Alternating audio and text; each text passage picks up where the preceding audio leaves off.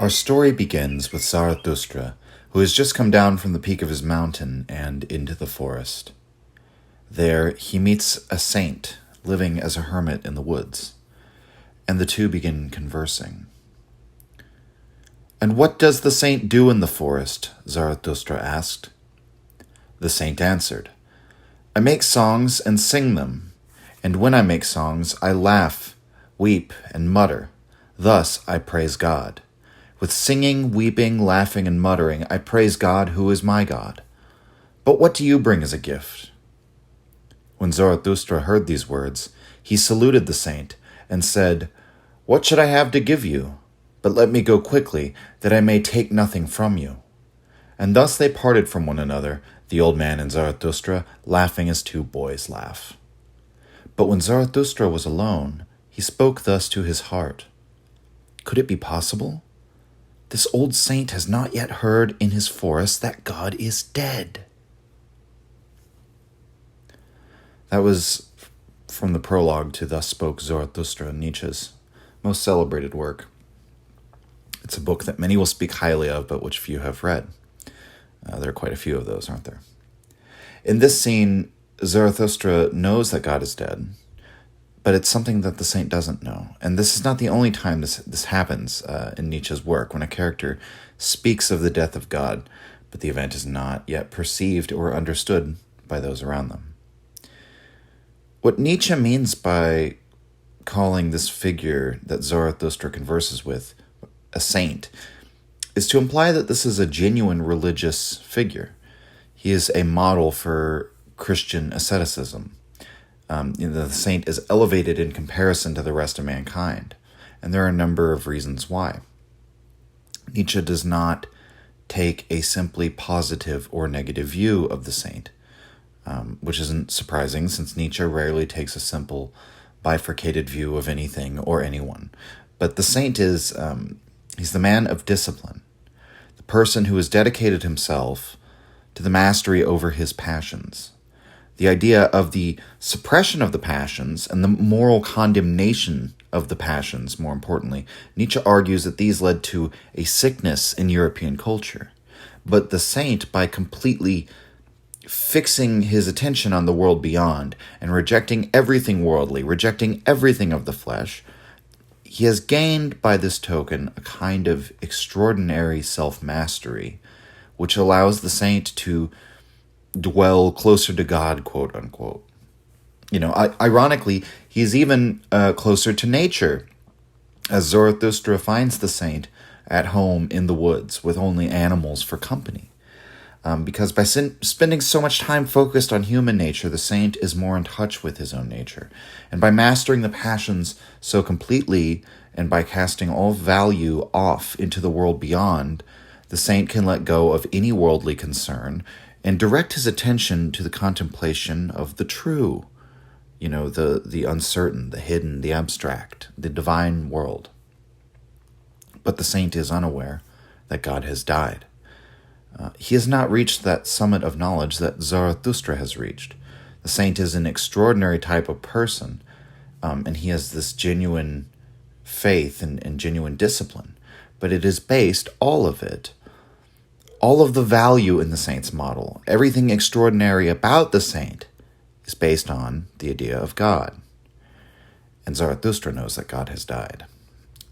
And so we must ask, what is the death of God meant to symbolize?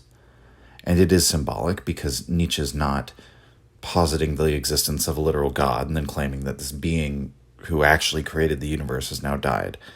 And Kaufman points out in his book on Nietzsche, it's not a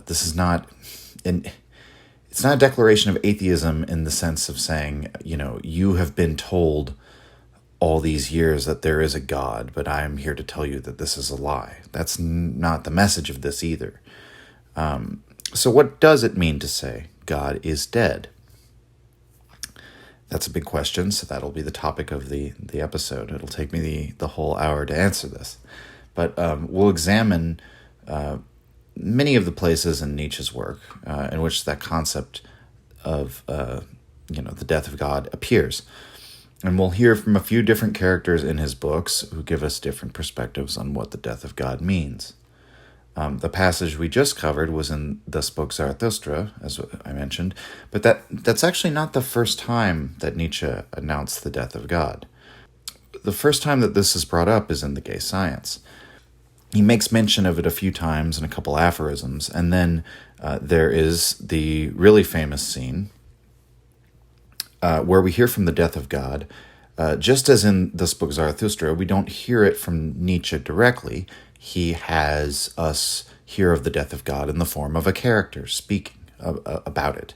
And this time it is the Madman. This is another famous passage in Nietzsche. The Madman lights a lantern in daylight, and then he goes into the marketplace. This is a reference to Diogenes, who famously went into the forum with a lantern lit in broad daylight and said he was seeking for a true man. Now, Diogenes was also considered a bit of a madman in his day, and probably rightfully so. He went around half naked. He slept in a barrel outside of town with the stray dogs. He lived most of his life with dogs, slept with them, lived with them, ate with the dogs. And in fact, that's where we get the word cynic. It comes from, kynikos, which is the word for dog. And so thus, when we say someone is being cynical, the label is indirectly derived from the ancient Greek word for dog because of the great grand cynic Diogenes. So because Diogenes is critical of contemporary society, critical of their morality, he believes that civilization is taking... it's going down the wrong path, the wrong course. People are living fake lives. And thus he goes to find a true man in the forum and cannot find one. They're all living against, the dictates of their own nature, so to speak. They're not living in that which makes them human. Likewise, Nietzsche's Madman lights a lantern and he goes into the marketplace. He goes not to find a true man, but to find God. And he says, I seek God, towards the beginning of this passage. But actually, once he has the attention of the people there, we learn he's not really seeking God. He's simply posing this question of where God is as perhaps a rhetorical device in order to then announce the death of God. And so we'll go through the passage in its entirety because it's so fun to read. The Madman. Have you not heard of that madman who lit a lantern in the bright morning hours, ran to the marketplace, and cried incessantly, I seek God! I seek God! As many of those who did not believe in God were standing around just then, he provoked much laughter. Has he got lost? Asked one. Did he lose his way like a child? Asked another. Or is he hiding? Is he afraid of us? Has he gone on a voyage? Emigrated? Thus they yelled and laughed. The madman jumped into their midst and pierced them with his eyes. Whither is God? He cried. I will tell you. We have killed him, you and I. All of us are his murderers. But how did we do this? How could we drink up the sea? Who gave us the sponge to wipe away the entire horizon? What were we doing when we unchained this earth from its sun? Whither is it moving now? Whither are we moving? Away from all suns? Are we not plunging continually? Backward, sideward, forward, in all directions? Is there any up or down? Are we not straying as through an infinite nothing? Do we not feel the breath of empty space? Has it not become colder? Is not night continually closing in on us? Do we not need to light lanterns in the morning? Do we hear nothing as yet of the noise of the grave diggers who are burying God? Do we smell nothing as yet of the divine decomposition? Gods too decompose. God is dead. God remains dead, and we have killed him. How shall we comfort ourselves, the murderers of all murderers? What was holiest and mightiest of all that the world has yet owned has bled to death under our knives. Who will wipe this blood off us? What water is there for us to clean ourselves? What festivals of atonement, what sacred games shall we have to invent? Is not the greatness of this deed too great for us? Must we ourselves not become gods simply to appear worthy of it? There has never been a greater deed, and whoever is born after us, for the sake of this deed, he will belong to a higher history than all history hitherto. Here the madman fell silent, and looked again at his listeners, and they too were silent and stared at him in astonishment. At last he threw his lantern on the ground, and it broke into pieces and went out. "I have come too early," he said then. "My time is not yet. This tremendous event is still on its way, still wandering. It has not yet reached the ears of men. Lightning and thunder require time. The light of the stars requires time. Deeds, though done, still require time to be seen and heard. This deed is still more distant from them than most distant stars, and yet they have done it themselves." It has been related further that on that same day, the madman forced his way into several churches, and there struck up his Requiem Aeternam Deo. Led out and called to account, he is said always to have replied nothing but, "What after all are these churches now, if they are not the tombs and sepulchres of God?" End quote. And that's from Gay Science. It's Kaufman translation. So first of all, how should we regard the madman as a character? Is he a reliable source? We may remember he is associated with Diogenes, the detail of lighting the lamp in daylight. And there is a quote attributed to Plato that when asked what sort of man Diogenes is, Plato said he's a Socrates gone mad. And Socrates is the figure commonly associated with launching the project of philosophy. He opens up the horizon of using reason and skepticism to cull our supposed truths, which is, using the theoretical approach to life. Diogenes is a Socrates gone mad, so he uses the tool of reason to ultimately discard all human conventions as being contrary to our nature, and ends up rejecting all progress and all the social mores that we cherish so dear and all ambition. And so by associating Diogenes with the madman, Nietzsche elucidates, I think, this is the archetype of this is the philosopher who's been driven mad by taking his principles and his syllogisms through to their ultimate conclusions. The madman has seen the conclusion of religious belief, whereas the atheists have not. That's why they're very militant and dismissive in their atheism. They make fun of the madman for saying God is dead, and they make fun of him in much the same way we might expect that a modern atheist might poke fun at someone saying God is dead, by taking the phrase literally and dismissing it as absurd. And this shows that Nietzsche is aware that people will take the proclamation literally, and he's getting ahead of that kind of bad interpretation. And so we should take from this, he's actually addressing himself to the atheists in some sense. He's depicting the reaction of the modern secular atheistic freethinkers and what the reaction they'll have to the idea of the death of God. They're still fighting a war against God. They don't know their enemy is actually dead and doesn't need to be fought any longer, which is the same situation in modern society as well. And so the next question inevitably arises, what is it about Christian values that, when taken through to their ultimate conclusion, lead to the death of God? Quite simply, it is that Christianity trained men's minds to discard the false and seek after the true. It indicted the world we live in as false and promised us the truth in the form of a world beyond. Jesus makes it very clear that what matters is entering the kingdom of heaven. This world is of no value, and those who cling to it will get death, because the wages of sin is death.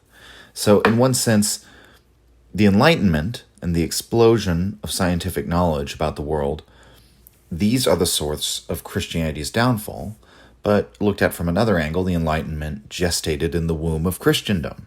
It was driven by a desire to know the ultimate truth, to subject every claim to scrutiny, as in the tradition of Socrates. So it's no wonder that the madman, he's distraught by this eventuality of the death of God, because in a sense the death of God is the death of any transcendent value of truth, the death of the world beyond, the death of an absolute, of, any sort of absolute, universal, objective axiom upon which to base our knowledge. And so this is a very precarious situation for philosophy. Many philosophers will end up spiraling out into nihilism, and there will be endless subjectivity and confusion, and all of the old value structures and assumptions will become questionable and likely collapse.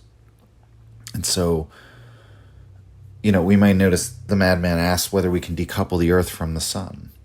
The sun it's not just the source of light for us, but it's the gravitational center around which the earth orbits.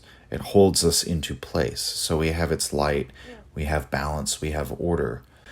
God is to human beings what the sun is to the earth.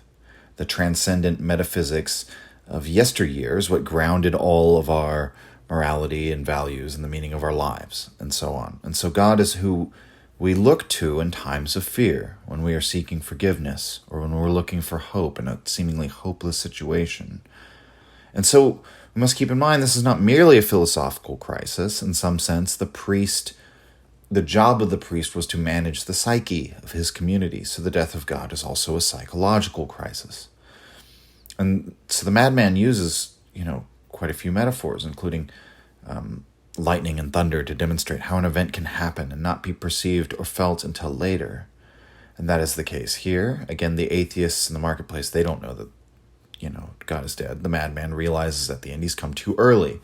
But this does not mean that God is merely dying. He is in fact dead. The madman goes and pays his respect to God, as the churches are now his resting place. And he treats the resting place of God with reverence. And of course he would, because this mad philosopher, the madman, this lunatic at the conclusion of ultimate knowledge, feels deeply he has lost something, that we all have lost something. And it's just that no one else really understands what we've lost yet. And so the death of God, it doesn't have to do with the existence of those who believe in God or don't believe in God. Otherwise, how could there be atheists in the marketplace who don't know God is dead? It doesn't have to do with their beliefs. So what is it that they don't know? Well, we've spoken in symbolic terms, but we'll get literal here. What they don't know is that God as an idea has become unbelievable. Now, belief can be unbelievable and people can still believe in it. We may say that for, society at large, for example, astrology has become unbelievable. Such that in ancient Greece, at the dawn of Western civilization, Hippocrates said, a physician without knowledge of astrology has no right to call himself a physician. So during that time, the stars were consulted, for decisions of state, and architecture was erected following astrological principles. None of that happens anymore. And the reason is that while other scientific disciplines have yielded up results, astrology ultimately does not have a good track record for making predictions. It's impossible to falsify, at least as far as the minds of its practitioners go. Because, although the predictions of astrologers have been proven wrong many times, the true believers can always find some explanation why this happened and go on believing. But importantly, no one's ever discovered any mechanism by which astrology could, actually affect human life. So that means we as a society, as a culture, over hundreds of years have moved on from the idea of astrology. That doesn't mean that in the present day, no one believes in or practices astrology. Now, the decline of astrology did not happen overnight. It happened over hundreds of years and generations. But one could make the case that at a certain point, the ascendancy of the scientific mindset and subjecting all these disciplines to scientific investigation, once that attitude became of a certain degree of cultural ascendancy, its movement became inexorable. Astrology was done for. Even if some large number still believed in it, at a certain point it becomes only a matter of time until, that belief is going to sharply decline among the general populace. And so now in the present day, even the people who quote unquote believe in astrology don't really believe in it anymore. At least in the sense that, I would suspect most people who read their horoscope know deep down that it's a farce, or they just know consciously that it's a farce and they just read it for fun. But I'll put it this way. I'm willing to bet that most people would not be willing to be martyred for their belief in astrology. And so that belief is weakened. It doesn't have a hold on Western society. So this is analogous to Nietzsche's claim with the belief in God. He predicts it's going the way of astrology. We just haven't quite gotten there yet. But the course is inexorable. God has become unbelievable. And that as a matter of the cultural zeitgeist, God as a concept is done for. The Madman, his warning to the atheists of the immense danger that this poses, it's the same danger as uncoupling the earth from the sun. It's the surrendering of all objective grounding for truth and justice and morality and so on. All of that becomes subjective, and now there's no one to go to when you're looking for hope or looking for forgiveness except yourself and other human beings. And this hints at Nietzsche's prognosis that we'll have to become, gods ourselves. Or the Madman actually, he poses this in the form of a question: will we have to become gods ourselves? Which would mean, yes, there is a you could say arrogant or, aggrandizing element of saying we'll have to become gods. But what it means, I think, is more important on a psychological level, means we'll have to find the hope within ourselves. We'll have to learn to forgive ourselves. We'll have to learn to create values ourselves. All the things that God used to do to comfort the psyche, to give hope, to forgive, to create value. We will have to provide those internally of our own willpower. The passage that lays out this aspect of it is in The Gay Science as well. However, it's in book 5, which was written a little bit later than the rest of the book. It was released after The Spoke Zarathustra was written and released after. And so this is Nietzsche's reflections on the death of God from a more mature perspective, you could say, after years having conceived of this problem and grappled with it. And so this is in aphorism 343, entitled, "What Our Cheerfulness Signifies." Quote, "The most important of more recent events, that God is dead, that the belief in the Christian God has become unworthy of belief, already begins to cast its first shadows over Europe. To the few, at least, whose suspecting glance is strong enough and subtle enough for this drama, some sun seems to have set, some old, profound confidence seems to have changed into doubt. Our old world must seem to them daily more darksome, distrustful, strange, and old. In the main, however, one may say that the event itself is far too great, too remote, too much beyond most people's power of apprehension, for one to suppose that so much as the report of it could have reached them, not to speak of many who already knew what had taken place, and what must all collapse now that this belief had been undermined. Because so much was built upon it, so much rested on it, and had become one with it. For example, our entire European morality. In fact, we philosophers and free spirits feel ourselves irradiated as by a new dawn by the report that the old God is dead. Our hearts overflow with gratitude, astonishment, presentiment, and expectation. At last the horizon seems open once more, granting even that it is not bright. Our ships can at last put out to sea in face of every danger. Every hazard is again permitted to the discerner. The sea, our sea, again lies open before us. Perhaps never before did such an open sea exist." End quote. My main notes on this passage would be to first emphasize that he clarifies what he means, that God is dead means that the Christian God, the old God, is unworthy of belief, and he calls this a new dawn. He says the philosopher and the free spirit feel irradiated, they feel gratitude, they perceive the dangers ahead as well as the opportunities. The tone is overall hopeful and not regretful, and this is a bit of a tonal shift from that of the Madman.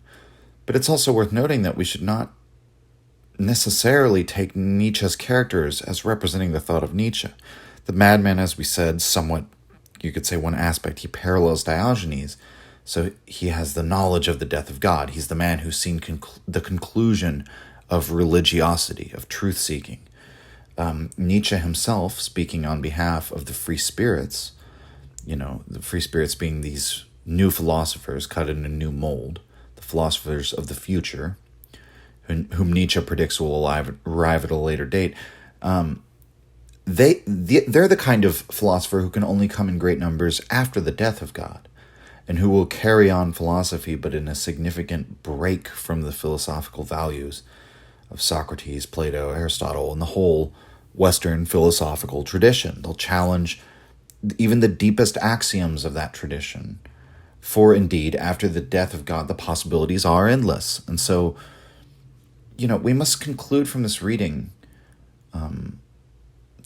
the narrative that Nietzsche thought the death of God was a bad thing, or that we should return to Christian values somehow, is a misrepresentation of Nietzsche. I cannot mention all of this without mentioning Dr. Jordan B. Peterson, who, he often puts it that Nietzsche's proclamation of the death of God was by no means triumphant. Now, in a way, I understand the people Peterson might be trying to answer here. The scene with the Madman, for example, it's not a celebration among a bunch of atheists that we've triumphantly killed God, which might be the assumption that someone who's never read Nietzsche might make, just from hearing that there was a guy who wrote about the death of God who was an atheist and an anti-Christian. It must have been some triumphant proclamation. And Peterson points out how the Madman is talking to atheists who don't understand that God is dead, that he's trying to convey to the atheists the gravity and the severity of the event, and they don't understand. We've discussed all of this, and all of this is true, so credit to Peterson there. But this particular passage in Book 5, if we, look at another passage about the death of God in the very same book, this seems to show quite clearly that Nietzsche was optimistic, that the event of the death of God, it's a sociological reality. It's a prediction of the future of our culture based on its current trajectory. And it's what Nietzsche saw as the inevitability of rising secularism. So in some sense, the event itself is neither good nor bad. It's simply what has happened and what Nietzsche believes is going to happen. But I think we have to understand that Nietzsche's attitude is almost never one of lamentation or sorrow throughout his whole, work. And that certainly is not his attitude here. Nietzsche is about accepting the truth, being able to, swallow the hard truths. And he sees greatness as being able to even celebrate those hardest truths. And so this passage in Book 5, I think, is fairly close to celebratory. So, I don't think Peterson is necessarily trying to misrepresent Nietzsche, but I do think his understanding, based purely on his reading of the Madman passage, is, how can I put it? It's complete bullshit. Now, for Nietzsche, this is as much of a danger and a challenge as it is a promise of a new future. Again, it's a new dawn, so he is optimistic and he is celebratory. That being said, I think it's important to point out Nietzsche is specifically talking about philosophers and free spirits here in the passage, what our cheerfulness signifies. He's talking about the cheerfulness of the free spirit. He isn't discussing the population at large, who may well be negatively affected by the death of God or unable to cope with it. And this is tied into why this is such a dangerous event and such a terrifying event. To repeat something he said in that passage, he said, quote, "What must all collapse now that this belief has been undermined, because so much was built upon it, so much rested on it, and had become one with it. For example, our entire European morality," end quote. So Nietzsche is using the term morality. He uses it in many different respects or in many different senses. Here he's speaking of the historical and culturally specific type of morality. So the morality of Europe, which is based on Christianity. The free spirit, who is outside of any culturally specific morality in terms of his own moral outlook, can look on the event with cheerfulness. But the common person who depends on the Christian morality may well feel a sense of horror at losing it. And so this is another aspect for Nietzsche that I don't think Peterson understands, because Nietzsche rarely speaks in universalist terms. He doesn't have a universal set of values. He doesn't really believe in universalist moral ideas. That being said, some people will take they'll misunderstand Nietzsche's relativism in this particular context. I've heard some people say Nietzsche's idea that God is dead only applies to Germany, or that this is somehow culturally specific to Germans. And that's not right. Clearly, Nietzsche expands it to all of European civilization. This passage also makes that clear.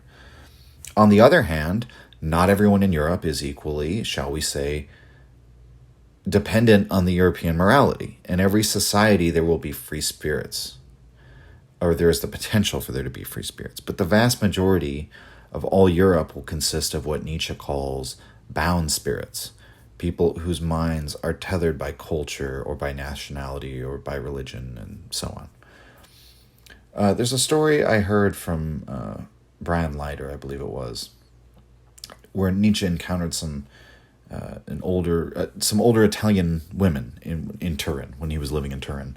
And he immediately noticed that they were wearing crosses and had rosaries and so on. And so he knew they were religious Catholics. And the old women knew that Nietzsche was a philosopher, even though he wasn't very famous. I mean, he published quite a few books, but his books didn't sell very well. But it was sort of the talk of the piazza that a German philosopher had moved in, I suppose. So the story goes that they stopped him, greeted him, sort of curious about him, asked which of his books they should read. And seeing that they were religious old women from Turin, Nietzsche told them, "You shouldn't read my books. My ideas are not for you."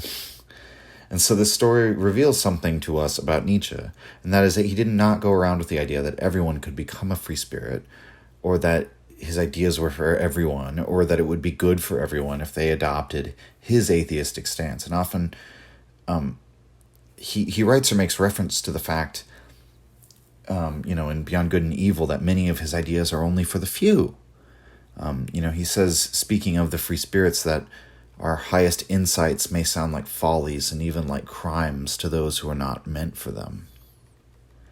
So, the real danger of the death of God is because Nietzsche is fully aware that most people will be incapable of turning to themselves for the creation of value, and depending only on themselves to be the arbiters of their own moral worth, to forgive themselves when they fail, and console themselves when they're at their lowest.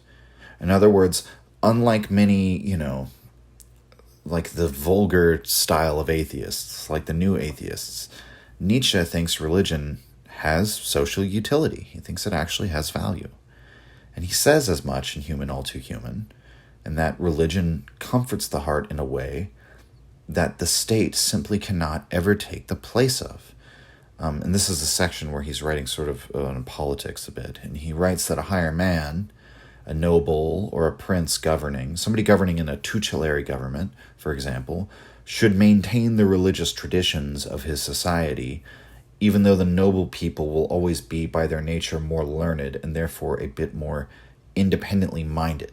So even if you, the ruler, are unbounded from tradition and from religious belief, you should still profess it and use it, he says, as a tool to help, with the management of the common people. So the parallels to Machiavelli are obvious. We know that Nietzsche read Machiavelli.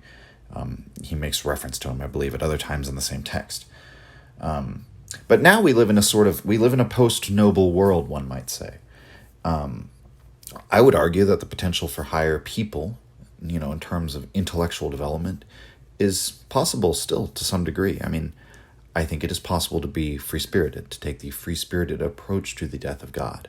I don't believe we all have to take the Jordan Peterson approach and return to religion because there's no other option. And in fact, the fear of Nietzsche is that once God becomes truly unbelievable, we cannot go back. This is not a question of desirability of religious belief.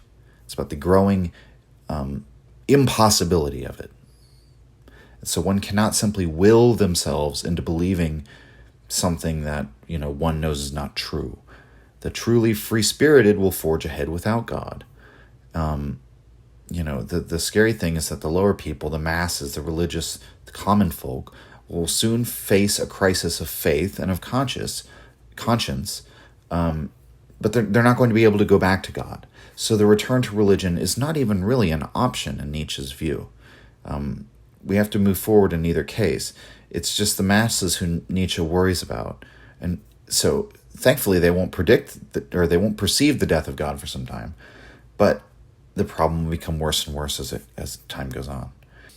And what Nietzsche predicts in the wake of this is the inability to believe in anything. God grounded everything. Absolutism, certainty in one's beliefs. Once that all collapses, we enter a world that's subjective and relative, as we've said before. So it's difficult, if not impossible, to establish that absolute certainty ever again. For Nietzsche, true belief is not proved by argument. It's something you feel. It's something which is beyond doubt for you. What you truly believe, you don't subject to questioning. It's going to motivate your actions regardless of, or sometimes in spite of, all the intellectual arguments about it. If we're unable to truly believe in anything, though, and if we're unable to ground our moral values in any kind of transcendent metaphysics ever again, Nietzsche worries that nihilism will follow. And again, it is not that it is impossible to establish a new table of values from this place of relativity. It's simply not something everyone can accomplish. It's the task of the free spirit. And so I think that elucidates that passage if we understand that he doesn't think the death of God will mean the same thing to every person. So now we'll look at how the death of God is addressed by some other characters in Nietzsche's work, and all of the rest of what we'll talk about is all in Book 4 of Thus Spoke Zarathustra, where several characters speak about the death of God. The first passage we'll look at is some dialogue from the Pope. He's now retired after the death of God, and this is his soliloquy on that momentous event. And Thus Spoke Zarathustra, Book 4, Part 6. Quote, "He was a concealed God, addicted to secrecy. Verily, even a son he got himself in a sneaky way. At the door of his faith stands adultery. Whoever praises him as a God of love does not have a high enough opinion of love itself. Did this God not want to be a judge too? When he was young, this God out of the Orient, he was harsh and vengeful, and he built himself a hell to amuse his favorites. Eventually, however, he became old and soft and mellow and pitying, more like a grandfather than a father, but most like a shaky old grandmother. Then he sat in his nook by the hearth, wilted, grieving over his weak legs, weary of the world, weary of willing, and one day he choked on his all too great pity." End quote.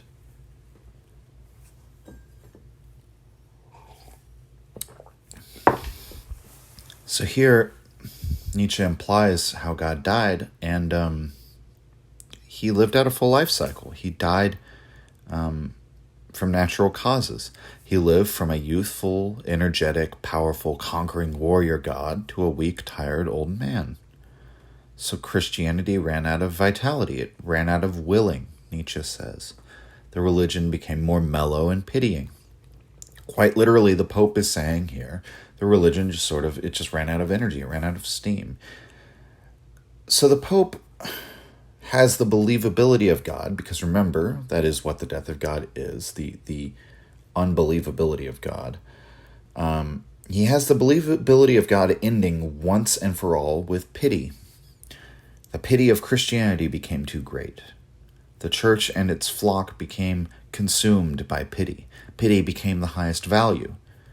Nietzsche thinks pity is a harmful motivator of humankind because the feeling of pity is the weak inflicting pain upon the strong.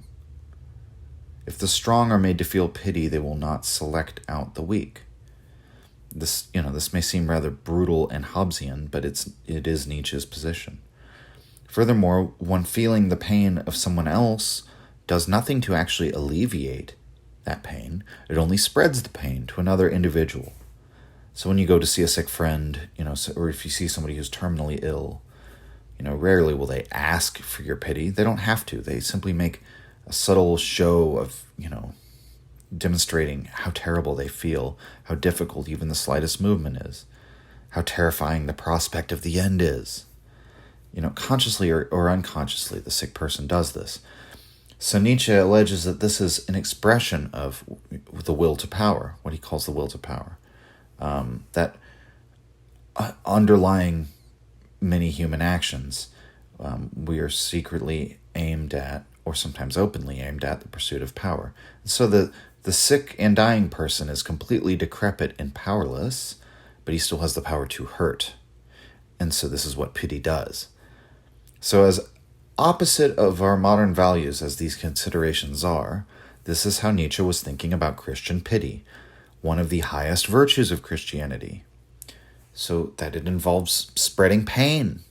It involves spreading the sense of feeling sorry for others and feeling sorry for oneself. It's spreading weakness.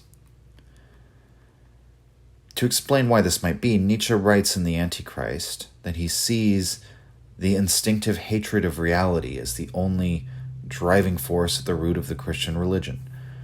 And that aversion to reality, he says, comes from the type of soul which recoils at everything, especially at suffering and pain, and especially the suffering of others. And this extraordinary type, who has such a powerful instinctive aversion to reality, which is rooted in an aversion to the suffering of the world, it's so profound that he actually denies the reality of the world. Nietzsche says this is the psychological type of Jesus. So his kingdom is the kingdom of heaven, which is imminent. It's immediately available to any of his followers if they rely upon the grace of God. It's a denial of all the value in this world and a promise of the world beyond. Now, that totalizing aversion to suffering eventually becomes the religion's undoing, because it is fundamentally self-defeating. It makes reality unendurable, eventually. Nietzsche writes that in past times, Christianity came to gladden the heart, but in modern times, it has to disturb the heart first before gladdening it. It can only survive by offering salvation from its own disturbances. Christianity ultimately values the weak and the broken above all others, and so it must make its followers weak and broken. Convince them to be weak and broken so that they can be saved from being weak and broken. So it's a religion that spreads and uplifts weakness, ultimately. So to conclude, this Pope, no doubt with the insight that he gleaned from working for the now dead God, basically gives us the condensed version of the Nietzschean story of the evolution of Christianity. From a hard warrior religion out of the Near East came this religion of pity that, with the coming of Jesus, basically. And that eventually exhausted all its energy, and it died because of the self-defeating nature of pity. That the Enlightenment, the democratization, and the socialist revolutions happening throughout Europe, and the French and the American revolutions, and the philosophers who wrote of the universal brotherhood of men, Nietzsche thinks this is all evidence of the degeneration of Christianity, of the spirit of pity taking hold and running out of control. And this is why he writes in, the preface to Beyond Good and Evil that democracy is like the next phase of Christianity. We'll look at a few more here. So another quote about the death of God. This one is from Zarathustra himself, also from Book 4 of Thus Spoke Zarathustra. A little bit shorter of a quote. Quote, "But why did he not speak more clearly?" This is God he's talking of. "Why did he not speak more clearly? And if it was the fault of our ears, why did he give us ears that heard him badly? There's good taste and piety too, and it was this that said in the end, away with such a God. Rather no God. Rather make destiny on one's own. Rather be a fool. Rather be a God oneself." End quote. So once again, this passage makes clear where Nietzsche stood on how to properly proceed after the death of God. If you're a free spirit, make destiny on your own. Be a fool. Be a God yourself. Even to be a fool in your attempt to create anew your values is still better than giving up and trying to just lapse back into the belief in the old God. Zarathustra begins the passage hinting at another underlying reason for God's unbelievability. We cannot hear the voice of God any longer. We do not see God appear as a burning bush any longer. We do not see the kinds of miracles that were recorded in the Bible. In fact, when we investigate reports of miracles in the modern day, usually what we find is a hoax or something easily explainable. And so, I guess one way of explaining this is the classic God of the gaps argument, which I'm sure many of you are familiar with. But the God of the gaps is the idea that God only reigns over those areas that we do not yet have a full scientific explanation of. Once we attain a scientific explanation of, say, thunder and lightning, we no longer attribute that to Zeus or to Jupiter, but to a natural process. And so while there are still plenty of people who believe that God created the universe, scientists say that we even have a natural explanation for the origins of the universe in the form of the Big Bang. We have the explanation for the origins of life in the theory of, evolution and abiogenesis. In Nietzsche's time, at the end of the 19th century, this was still, an ongoing process. I mean, just as it is today. But it must have seemed like, at the time, that the sciences were just starting to really pick up steam and knocking off all these previously mysterious domains of reality.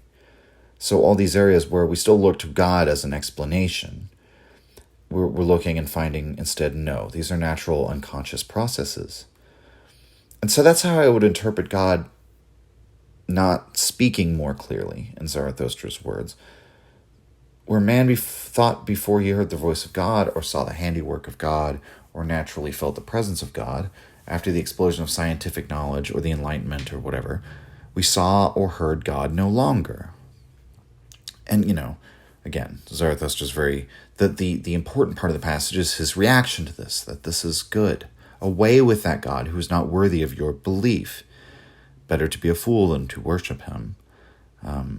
Indeed, he echoes what the Madman and the other passages in Nietzsche have said, that we will have to become gods ourselves, which we've more or less explained, that we will have to occupy the same psychological role that God and organized religion used to fulfill for us as human beings. The final character whose words on the death of God we will consider will be the ugliest man. In Thus Spoke Zarathustra, the ugliest man is identified as God's alleged killer, and he gives his motivations for doing so rather forthrightly. Quote, "But he had to die. He saw with eyes that saw everything. He saw man's depths and ultimate grounds, all his concealed disgrace and ugliness. His pity knew no shame. He crawled into my dirtiest nooks. The God who saw everything, even man, this God had to die. Man cannot bear it that such a witness should live." End quote. The ugliest man, I don't think he's a representation of any one person. I think he is the representative of the ugliness of all mankind. Or he's our inner thoughts and feelings that we feel most ashamed of and want to hide from the world or mask. And what this passage elucidates, I think, is Nietzsche's explanation for why, deep down, we want to be rid of God. There is an appeal to godlessness, and it is found in the escape from the ever-penetrating eyes of the divine, the judgment of something external to yourself, which is really, it's the reification of one's little self-conscious voice of conscience, which Nietzsche elsewhere identifies with the voice of the community. He writes that the morality is the herd instinct in the individual, that one learns the morality of the community or is brought up in it, and that this inculcates into our being so thoroughly you can hear the community in the form of your conscience whenever you transgress against the morality, your culture's morality. And so religion takes that voice and it turns it into the judgment of the divine against you. Now God's pity knows no shame, according to Christian doctrine, but because God has infinite mercy for mankind if they turn to his grace. And this God with his omniscient pity therefore crawls into our dirtiest nooks. We're pitied by the Almighty in even our most secret moments. So, the ultimate result of this is like, God may not know shame, but men do know shame. And we want to be free of the constant judging eye turned upon our deepest secrets, the most shameful truths about ourselves. And so we must remember that this is the ugliest man. So, he's pure ugliness. We should conceive of him as downright hideous, more hideous than anyone you've ever seen. Someone like the Elephant Man. So something so repulsive you can't bear to look at him. This is what Nietzsche is trying to embody in this appeal that we find in godlessness. To Nietzsche, this is not a praiseworthy character. This is a dark desire. And when we consider it in the full light of reason, we find it repugnant. And I would say Nietzsche probably finds it quite repugnant himself, the desire to rip out all restraints, that is to say, all constraint. As we went over in the beginning of the episode, regarding the character of the saint, Nietzsche values discipline. He values being able to master one's passions, one's ability to not simply be controlled by whims and hungers and thirsts, to be tough in one's own virtues, even in the face of hardship or want. And he says in his notes, he wants all spirits who are of any interest to him to know self-recrimination as a means not of condemning the self, but pushing oneself forward. The ugliest man wants to be free of all conscience and let the passions run wild without having to feel judgment. And so while Nietzsche understands that all judgments are relative, that all moral judgments are arbitrary, which is to say unjust to some extent, because there is no ultimate transcendent judge. It's all of us, or then judging from an arbitrary position, an arbitrary standpoint. Nevertheless, Nietzsche recognizes that the urge to be free of judgments is not a wholesome one.